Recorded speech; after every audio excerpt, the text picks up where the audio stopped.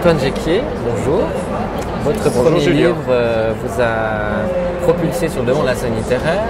Vous êtes un auteur qui compte maintenant. Est-ce que pour un personnage tatoué, un peu de rocker, un peu underground, est-ce que vous n'êtes pas en train de vous embourgeoiser un peu? Non, alors, j'étais très honoré d'être invité à la table ronde des rockers, ce qui m'a fait me poser beaucoup de questions sur que voulait dire être rocker ou qu'est-ce qu'une attitude rock'n'roll. Je pense qu'on est plus là-dedans aujourd'hui. Les rockers, on en voit beaucoup. Oui. Donc je pense que non, vous savez, je vis dans une belle maison avec une piscine. Donc le succès de ce premier livre va pas changer quoi que ce soit à l'attitude que j'ai choisie dans la vie. Je suis heureux. Un des rêves, ce serait de voir adapter ce livre au cinéma. Et il y avait un projet, je crois. Oui, il y a un projet. Donc j'ai été approché par une maison de production suisse, une sérieuse. Je ne sais pas s'il y en a des pas sérieuses. Enfin, j'en connais deux sérieuses. Et ils n'ont pas encore acheté les droits d'adaptation. Par contre, la poignée de main a eu lieu.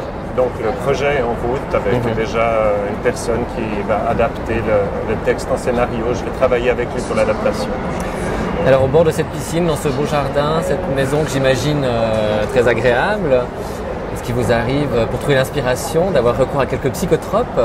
J'en parle aussi parce que votre héros, lui, va passer par toutes sortes d'expériences dont ils sont tous morts. Quelles sont vos drogues?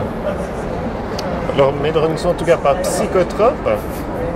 J'en consomme pas ou plus, on pourrait dire, depuis que j'ai 20 ans, donc ça fait plus de 20 ans. J'en ai encore quelques bons souvenirs pour les utiliser dans la littérature. Quelles sont mes drogues?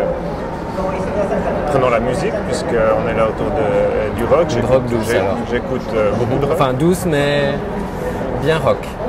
Oui, mais je pense pas que j'ai une drogue, parce que j'ai beaucoup de passion, mais il n'y en a pas une qui prend le dessus sur toute. Le cinéma, je suis vraiment cinéphile, cinévore. J'essaie de voir un film par jour.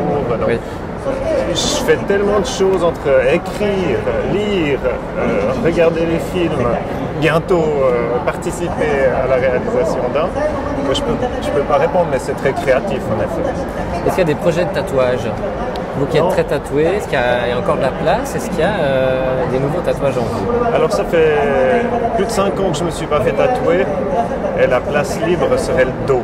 C'est une belle place quand même, hein? Oui. Elle est trop grande. Pièce maîtresse. Elle est trop grande pour que je le fasse. Je n'ai pas la motivation à le faire. C'est un peu passé. Je crois que c'était mes 25-35 ans que j'ai eu la passion du tatouage. Aujourd'hui, ça fait tellement mal. S'il n'y avait pas le problème de la douleur, je ferais le dos. La réalité est que ça fait tellement mal, je trouve pas de sens. J'ai l'impression que ce qu'on s'impose au corps pour se faire des grandes pièces en tatouage, à un moment donné, n'a plus de sens. Aujourd'hui, je ne le trouve plus. Merci Antoine Jecquier. Merci beaucoup.